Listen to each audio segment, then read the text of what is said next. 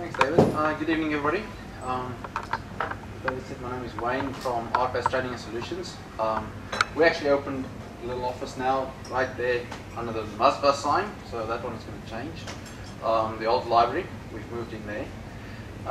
What we do is started the company 2 years ago when I was involved with aviation safety management software and did some software development work for the Flight Safety Foundation with the BAS program. I realized that there's a lot of demand for the back then drone industry. Now all the professionals try to show they know a lot, so they call it RPAS. And most people just know about drones. So before I go on, I just want to quickly give the definition of RPAS. So that's remotely piloted aircraft systems. That's a new term that CASA is officially using. So they've moved away from drones and they've moved away from UAVs.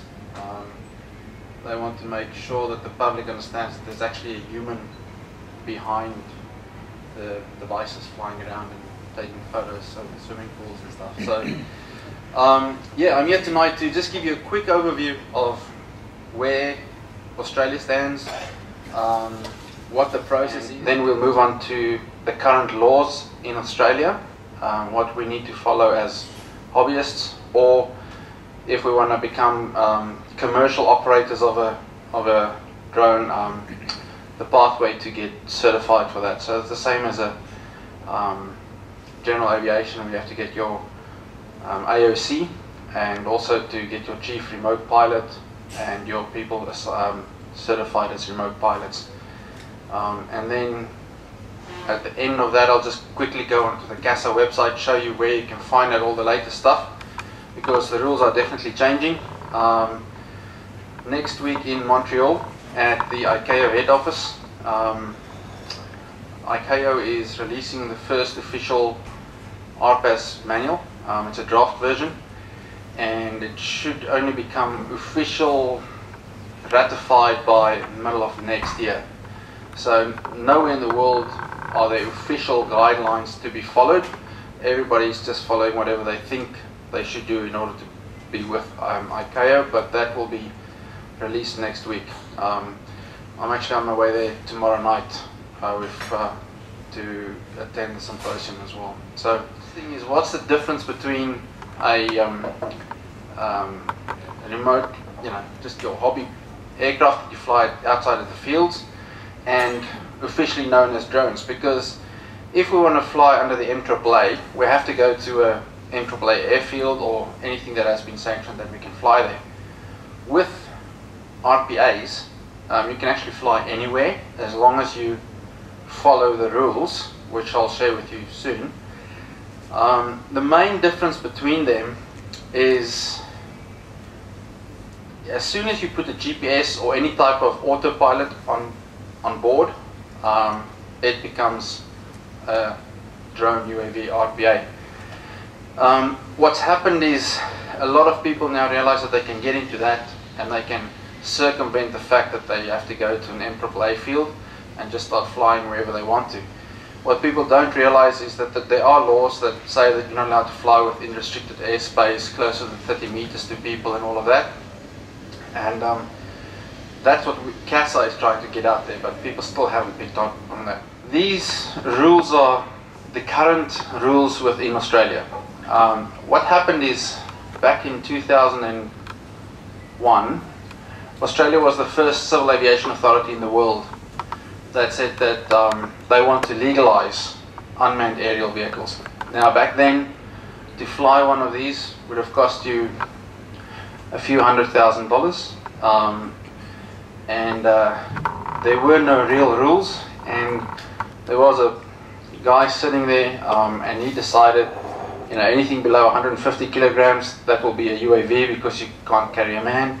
And they just started making things up from there. Out of that came CASR 101. 101 talks about all unmanned systems. So that includes fireworks, rockets, and UAVs. Part of the UAV side of it, the rules that they came up with, and these are a generalization of them, if you want to do any type of flying for commercial gain, you need to be certified.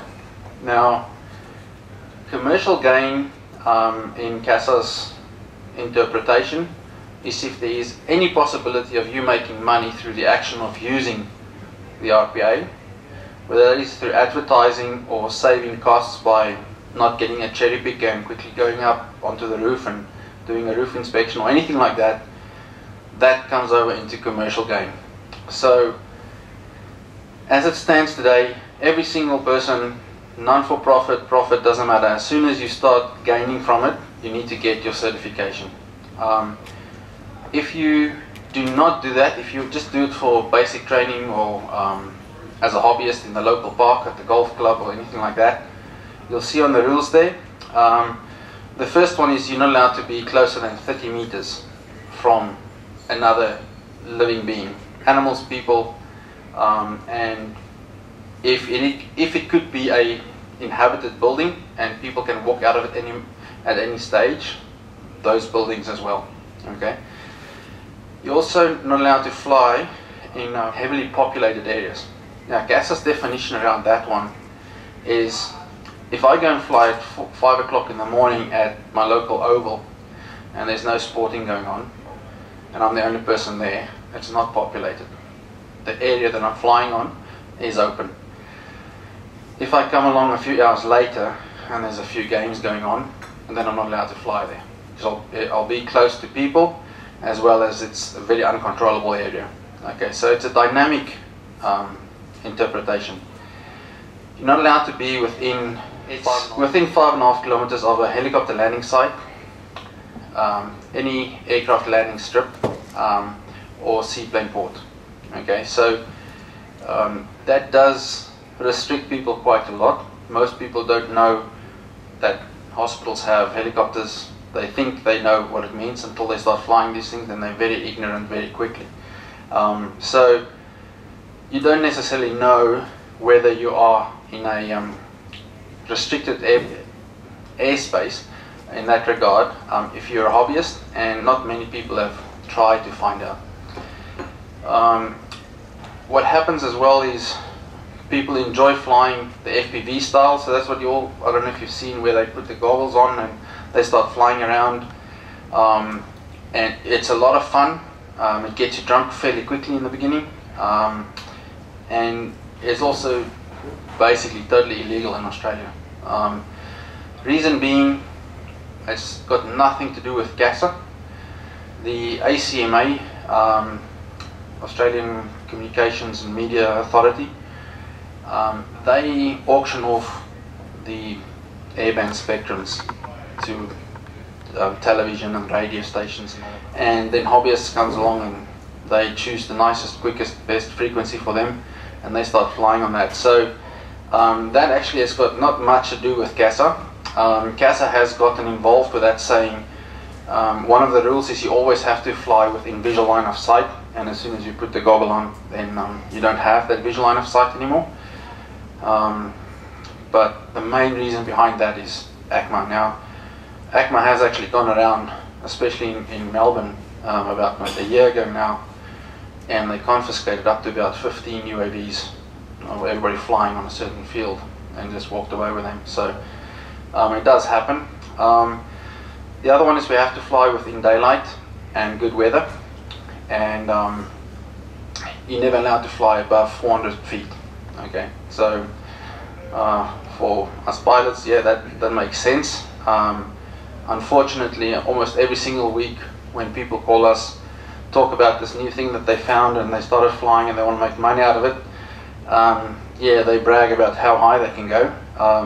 And if you ask them about airplanes, they say, oh no, don't worry, I never saw one. So it's as easy as that for them. Yeah, so these are the main rules in Australia. Australia set the standard. At the moment in the US it's illegal to fly even as a hobby now. South Africa it's absolutely illegal. The new rules are coming in the next 3 or 4 months.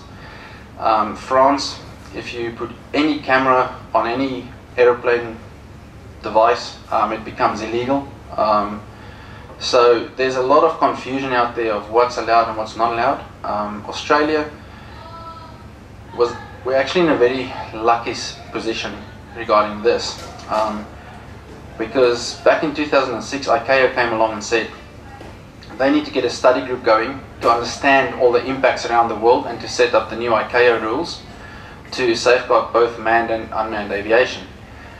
And the chairman of that study group was from CASA. So a lot of the things that they found in that study group actually came straight through to us, and they started putting that into law.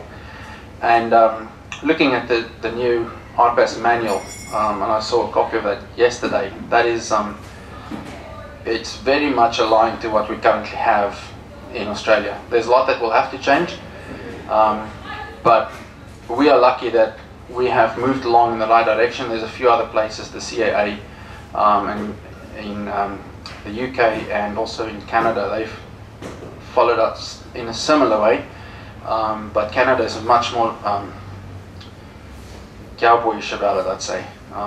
So we'll see what happens with ICAO next week. But the FAA in the US, they're expecting to get about 70 to 100,000 applications within the first 2 years when they release the new laws.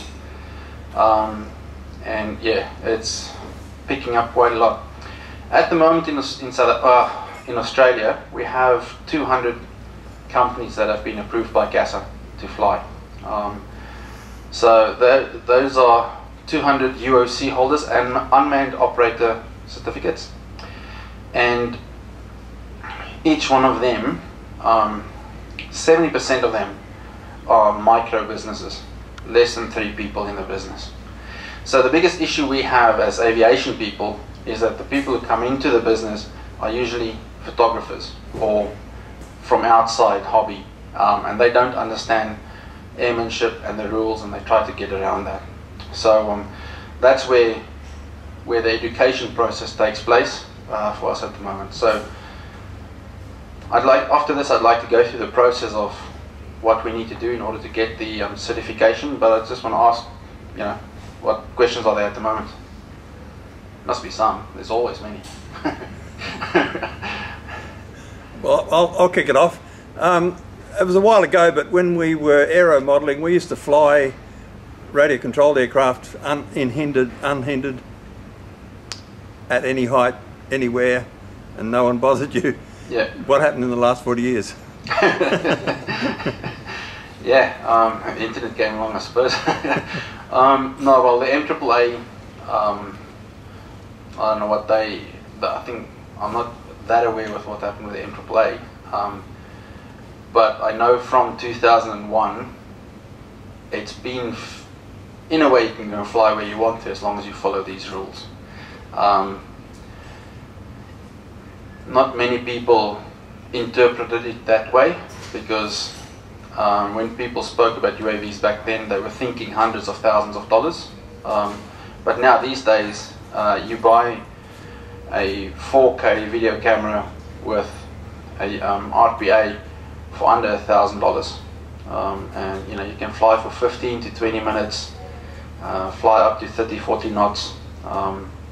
So it's very powerful. There's a lot that you can do with it, and it's becoming extremely cheap.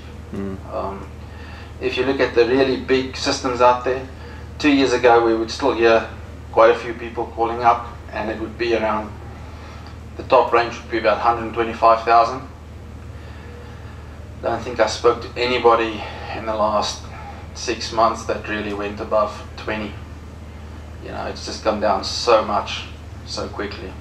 So yeah, I don't know what happened in the last 40 years, but it's still like that now. If you start flying with the UAVs or the RPAs, as long as you follow these rules, you can go fly anywhere, anytime. Just don't make a video of it and don't put it on YouTube. It's CASA has actually sent out quite a number of infringement notices and penalties. At the moment, the penalties are going at $800. I think they've done more than 100 already, where they basically, what happens is somebody who goes through the whole process, and you'll see the whole process, it's quite cumbersome, not expensive, but in aviation terms, but in non-aviation terms it is. and then they go and fly somewhere, and they find somebody else flying along them, and they didn't do any of the certification, and they break the rules, so they take photos and they dob them in. Or one example in Queensland was a school photographer who decided he wanted to have a new product, so he decided to get a RPA out to come and take school photos from above on the sports field. Told all the parents about it, and one of the parents phoned up CASA, and they just pitched up on the day and yeah, took it from there. So a lot of the people who are being dobbed in by people who have already been certified. Have any been shot down yet? In the US, yes. There's, I think, 2 states in the US that actually made it law that you are allowed to shoot it down. And yes, seriously, it's That's America for you. You know, and then you can't be prosecuted for it. So it's flying at night is illegal as well. You know, so yeah. So what happened in Geraldton about 6 months ago? There was a marathon over there, and somebody went over the group as they came into the finishing line, and he lost control and he hit the one lady on the head, and you know the news media made good of it by taking photos of her going into the ambulance and all of that. She didn't get that hurt, but he's ending up, I think it cost him something like 25 grand to defend himself in court, and then the court said that CASA didn't have a case or something, and he started bragging about how he got away. And then he got a civil lawsuit from her for injuries. So something like that, and he didn't have any public liability insurance. Because the only way you can get that insurance is by having your official certification. The slide I have up there, and I've got a bigger printout of here. Unfortunately, I don't have handouts. Basically, just like you would become a pilot to fly for Qantas or Virgin, you need to become a certified UAV controller or a remote pilot in order to fly for a company who has their official UOC. Up until last year, the only way you could become certified was through the UAV controller certificate route. What that required was everybody had to get the ARN, go and buy the books, and start studying for PPL exam. Now, the big problem we had, because we started off by delivering PPL courses to try and get the people through the tests. What we found very quickly is all of us over here love aviation, and you know, studying aviation is not that big an issue. If you sit in a classroom with 8 people who hate you because they have to study something they don't want to remember for the rest of their life, it's a total different ballgame. So we've had a lot of people who went through, they did their studies, and they tried to sit the exam 3, 4, 5 times and just gave up. A lot of, as you can imagine, material in the PPL is irrelevant for the RPAs. I mean, flying at 30,000 feet, or certain weather conditions, or combustion engines, and all those type of things. And about 18 months ago, CASA realized that they need to come up with another solution. So that's also something that came down from ICAO, that there will now be a remote pilot certificate. And what that will require is about 60% of the PPL theory that the people need to go through, but it's going to be competency based, more like your BAK or GFB team, okay, the RPL. And yeah, so it's something similar like that, just bring it down a little bit.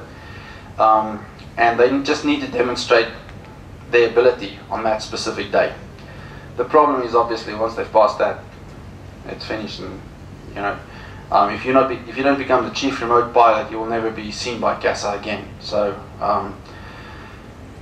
we went ahead and started developing those theory courses, and we've been approved by CASA to deliver them. And so basically what happens now is, instead of the people having to go and sit the PPL exam and study for that, they can come along to us, and we will do the training and get them up to a certain standard, and then we do practical tests with them. It takes about 5 days for somebody who already knows how to fly an RPA. If you don't know how to fly it, it takes a lot longer, but it takes about 5 days to go through the whole process. But at the end of that you are then certified to go and fly commercially for somebody who already has their UOC. Now, because the UAV controller certificate has always been there, anybody who has a PPL license, or actually anybody who's passed a PPL theory exam in the past, as long as it's in the archives of CASA, all you need to do to convert your PPL into a UAV controller certificate is to log 5 hours on a UAV. So, you know, the most popular ones out there are the DJI Phantoms, and they can go for about $600–700. And you fly with them for 5 hours. You can go to a school like ours, or a manufacturer that is an official agent, like a hobby shop, and they can officially just say, yes, we think you fly safely, and they give you a piece of paper and you send that into CASA, and you then get your UAV controller certificate.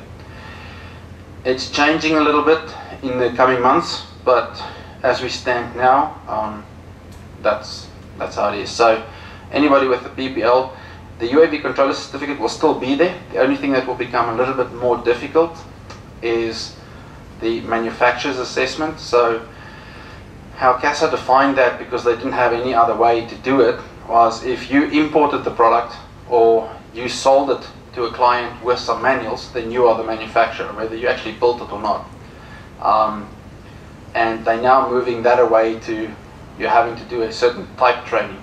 So it will be below 2 kilograms multi-copter, so anything 3 or more rotor blades, or below 7 kilograms, below 20, and between 20 and 150. So that's the 4 main categories. Initially, CASA said, yeah, we think anybody who does this, just like a PPL, they need to get their medical certificate. And then somebody applied who is wheelchair bound and said, but I fly better than most of the people over here. And he challenged it and he won. And they realized that, okay, you know, it's not how fast you can walk or anything, as long as you can actually manage it and there's no chance of you can faint or something like that, it's okay. So they've actually removed the requirement for medical medical requirements for, I think it's below 7 kilograms or 20 kilograms. They haven't defined it yet because they don't want to come out with it. They know they're going to be bombarded with comments, but they at the moment they don't ask for that one anymore.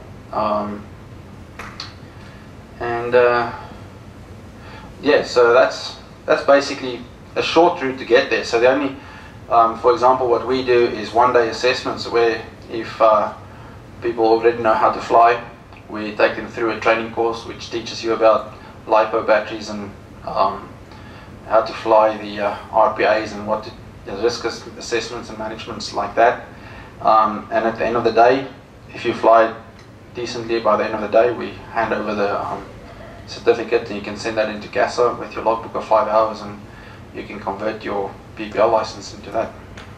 So that's for the people trying to fly. For the remote pilot certificate, what we found is there's about 10% of the people now who come through the system who want to stay doing the UAV controller certificate because they want to go and fly in the future. And they are the people who are actually bringing, you know, the airmanship into the RPAS industry, and that's something that's definitely lacking out there.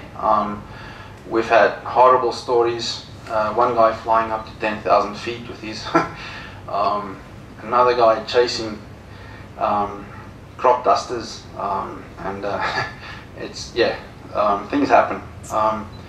So it's definitely trying to get the mentality out there, but most people who don't understand aviation are very quick to complain and say that it's just government trying to overregulate their fun. This is a process I came up with after many months of talking to people to try and find how we can educate them into the aviation industry. I call it my 18-step process. It can be a 5-step process, whatever suits people, but I tried to break it down to realize the core points of knowledge that non-aviation people need in order to get the mindset of owning an aviation company. And just like your question now about how does that relate to restricted airspace, when you apply for a UAV operator certificate, that's similar to getting your AOC. You obviously have to go and write your operating manuals, flight manuals, maintenance manuals. Within them you will say, if I'm going to get a job that is within restricted airspace, I need to get an area approval. So you can put down your time. So if I want to fly at night time, I'll say I want to fly at that location from 12 p.m. till 12 midnight, and CASA can then approve that and do the relevant NOTAMs from there. The chief controller is the only person from a company who will be assessed by CASA. So if you have 20 pilots flying for a company, and let's for argument's sake our company trains all 20 of them, and only one person becomes the chief remote pilot, that person is the only person that will be tested by CASA. So when that chief remote pilot then decides we want to go and fly right next to Perth International, and he gets an area approval, he can assign any of his people to go and fly next to it. So yeah, there's some issues around that, but that's how it stands at the moment. The reasoning is that the chief pilot won't send somebody that doesn't know what to do the job, but we all know practicality isn't always the same.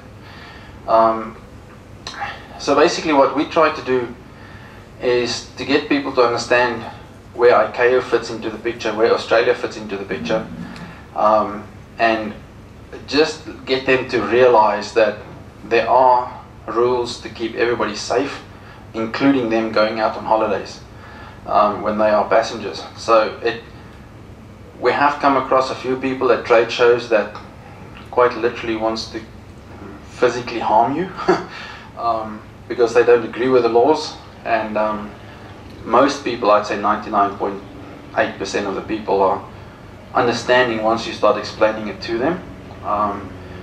But if you ask them if they're going to put their money behind it and get trained up, they'll say no, they'll just do it the old way. So the process we try to take people through is to actually go and show them what the operation manual needs to be, and not compare it with an AOC, because what CASA, the problem we have is CASA they only have about 4 or 5 full-time people assessing UOC holders and chief pilots. It's not enough people to do the workload. At the moment, if you submit your application once you've completed all your training and your manuals, you'll wait between 5 and 7 months before CASA will come and knock on your door to do your final assessment. And there's just not enough time. So whenever somebody dobs somebody else in, it means the whole queue falls behind, because those people are now taken out of the system to spend 2 weeks on paperwork. You know, it's a tough one, because people want to follow the rules, but then they realize they can't make money if they do it initially. So then it becomes difficult, and CASA tries to stay ahead, but they can't get extra money. At the moment, the last time I heard, we have 200 certified UOC holders, and in the beginning of February there were 87 people in the queue to be approved. So it takes quite a while to get through the process, and it's just going to get worse, unfortunately. So we try to get people to understand why they need to go through it, and sometimes we manage to do that, sometimes we don't. But what happened initially is we would create decent UOC manuals, you know, covering a lot of safety standards and issues like that, and CASA said it takes too long for them to review. Break it down, break it down, break it down. So now literally, I'll show you a slide later where you can go and download the material. You can print out the CASA template. It's 16 pages. It says, yeah, if you follow this, you fly safely. So it's for anybody in aviation, they see that and they get scared almost. For non-aviation people, they see that and they go, great, the government's on our side. So it's, catch-22. Once we realized for this whole UAV operator certificate process that the case happens, like you said, where only one person gets tested by CASA, but then other people go and fly close to the airport, we actually started creating a software app called the RPAS Logger. And in that we have all the Australian airfields on the app. So when you open it up and say, I want to go and fly a certain location, it will at least tell you whether you're in a restricted airspace, whether your chief pilot has signed off for that specific job.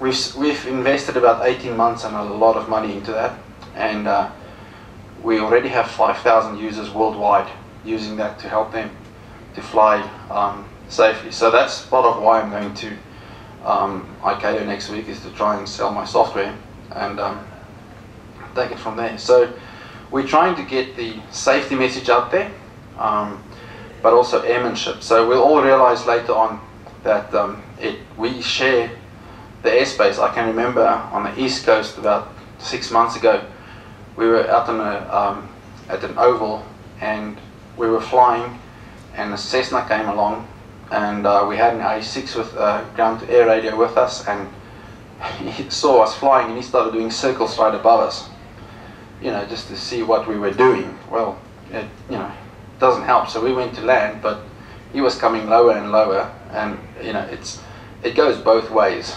It's human nature, I suppose. Yeah, so this is the UAV operator certificate process. It takes about 6 months. If you know what you do to write the manuals, it takes about 2 weeks to get all your flight manuals, battery manuals, all of them together. The pricing, in order to do the UAV operator certificate that you'll pay CASA, is about $3,500 to $4,000. And then the training for the people, the average training comes out for everything, your aircraft radio operator certificate, English language proficiency test, the theory, the practical, absolutely everything comes around $3,500. So for a small business, a wedding photographer who wants to start another business, he's looking at around the $10,000 mark to start up and become commercial in this space, which is not too expensive, but it's becoming overpopulated, which means people are going to take risks. Within the operator certificate, we handle things like privacy, risk management, and all of that. Now, there's no right of privacy. If somebody is sunbathing, topless, and you come along with the camera and you hold it over here and you take a photo and you walk away, there's nothing they can do about it. They can complain about it, it's morally incorrect, all of that. But privacy, CASA does a lot to say they've got nothing to do with privacy. They just manage the things that fly. So the biggest thing that comes up with privacy is, isn't it bad or wrong or whatever? And the reality is, it's a worst case, we don't even have anything in Australia. So yeah, that's just a slide on the ICAO conference. So basically what ICAO is envisaging is something similar to the ATPL. So they're looking to get people to be certified in certain countries, and they can go and fly wherever they want to, as long as it's up to standard in that other country as well. And that's where they're pushing.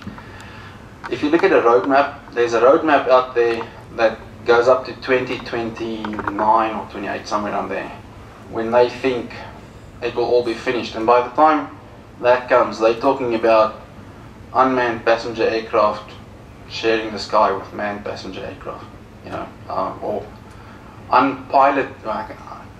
non-human piloted passenger aircraft. Yeah. So in the UK, they already had, British Midland already did a test flight with a passenger plane, and helicopters. All of them are flying around with nobody in it. So on the CASA website, if you go, and that's hard to read, but if you go under operations, you can go third from the bottom, you'll see it says remotely piloted aircraft. If you go in there, you'll find a lot more information. There's a list of all the operators who are certified.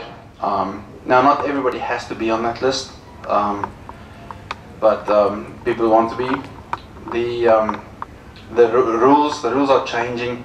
They want to make it that if you fly below 2 kilograms and it is for commercial gain and it is following those rules, that you do not need certification.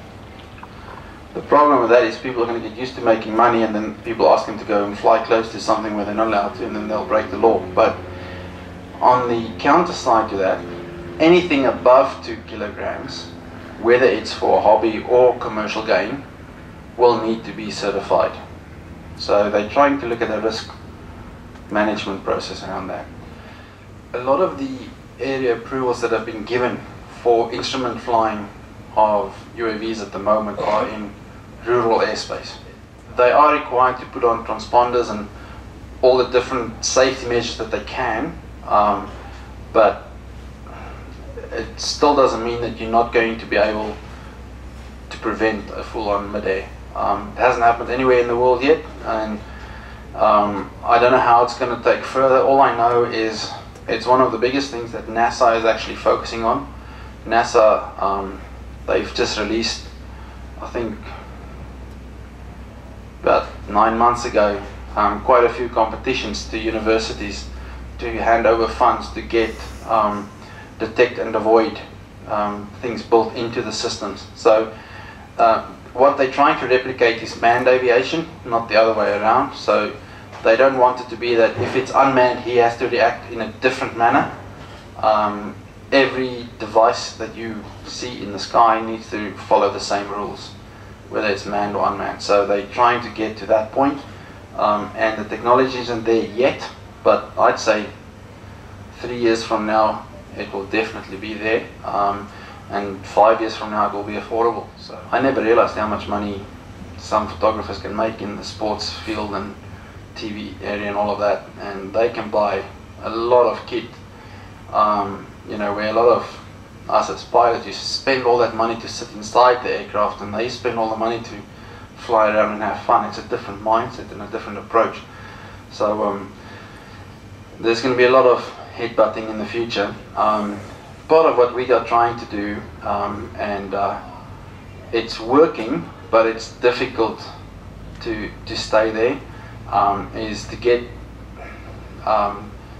CPL pilots involved in doing instruction, because when they teach out of an airmanship approach, and they bring extra things to the table. Not all companies do that. They just see it as expensive. So, but you know, I don't know where we're going to end up with something like that. I know, for example, Google has been flying around in the outback for more than 2 years now, testing lots of different things. They have their own UOC in Australia, and testing, and they've got the money to spend on it, you know, so for them it will be okay, but it's the people who don't have the money to do the safety stuff which is the issue. At the moment, we've employed 2 mechatronic engineers, and if you listen to them, almost the only focus at universities is batteries. It's still, the Israelis have come out with a few. Elon Musk, he's an entrepreneur in the US, he's got these electric cars, he's come up with a lot of ideas and prototypes. So somewhere along the line, it's going to break. They already can do it, it's just not affordable. It's the affordability that will bring it down. But once that happens, we're looking at indefinite flying hours, basically. With an aircraft, you've got to have it maintained according to a certain regime, etc. For a UAV. Yeah. Is there any maintenance requirements? No. If there's a nick in the propeller, change it, because it may fall and may cost you money. That's basically what it comes down to at the moment. When you do your UAV operator certificate and with your manuals, you will say, in my checklist, have a look, if you find a nick, replace it, if something goes wrong. But what I can say is in the new rules that CASA is trying to bring out, they are trying to make it much more strict, that you have to appoint an official person or company, and that person has to prove that they've been following the stuff. So it is going to improve, but it's not there now.